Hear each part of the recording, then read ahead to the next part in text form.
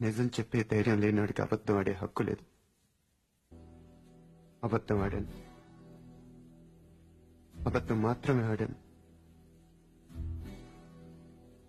మోసం చేయలేదు. రెండుకి పెద్ద తేడా ఏంటో. నిజం చెప్పకపోవటం అబద్ధం. అబద్ధాన్ని నిజం చేయాలనుకోవటం మోసం. ఈ వయసులో నాకు కావాల్సింది అబద్ధాలు నిజాలు కావు, జ్ఞాపకాలు. నీ వల్ల అవి నాకు బోల్డెనున్నాయి. చాలు.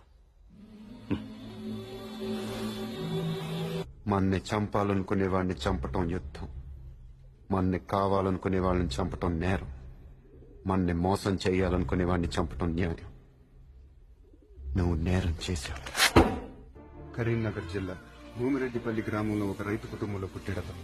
తండ్రి పేరు జనార్దన్ సాహు, తల్లి సుమిత్ర సాహు, అతని తమ్ముడు గోవింద్ సాహు. వీళ్ల కుటుంబం WHO లెక్కల ప్రకారం రక్షిత మంచినీటికి 4 కిలోమీటర్ల దూరంలో, ప్రభుత్వ ఆసుపత్రికి 8 కిలోమీటర్ల దూరంలో, ప్రాథమిక విద్యకి 10 కిలోమీటర్ల దూరంలో, దురదృష్టానికి బాగా దగ్గరలో బతుకుతున్నారు. యుద్ధంలో గెలవడం అంటారా? శత్రువుని చంపడం కాదు, శత్రువుని ఓడించడం. ఏం చెప్పాను? ఓడించడం. ఓడించడం సార్. ఓడించడమే యుద్ధం యొక్క లక్ష్యం. Okay sir. చంపడం కాదు. మనకి తెలిసిన పని ఫ్రీగా చేయకూడదు, మనకి రాని పని ట్రై చేయకూడదు. అంతా ఎందుకు నమ్మాలి? మీరేంటి సార్ లాజిక్ ఎవరు నమ్మరు? అందరికీ మ్యాజిక్లే కావాలి.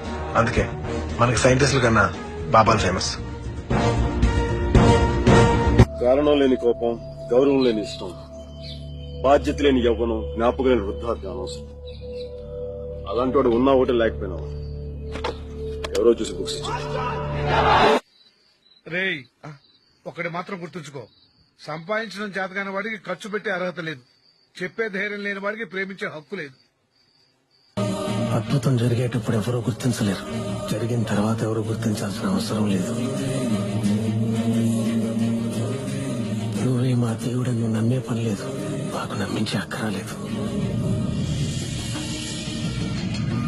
స్వామి, ఇది నీ దర్శనం, ఇది నిదర్శనం. దేవుడు డెఫినేషన్ అర్థమైపోయింది భయ్య. అడగడ పైన ఉండదు, నీలోను నాలోను ఇక్కడే ఉంటుంది. అవతల వాడు సాయం కోసం అడిగినప్పుడు లోపల నుంచి బయటకు వస్తాడు. అప్పుడు 100 ఏంటి, లక్షల కోట్లు కూడా ఇస్తారు. ఏది అనుకుంటే అది అయిపోతుంది.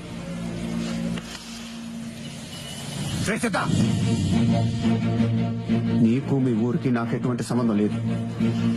నేను నీకు సాయం చేస్తాను. ఇందాక నీకు విత్తనంలో చెట్టు కనిపించింది, నాకు నాలో దేవుడు కనిపిస్తున్నాడు.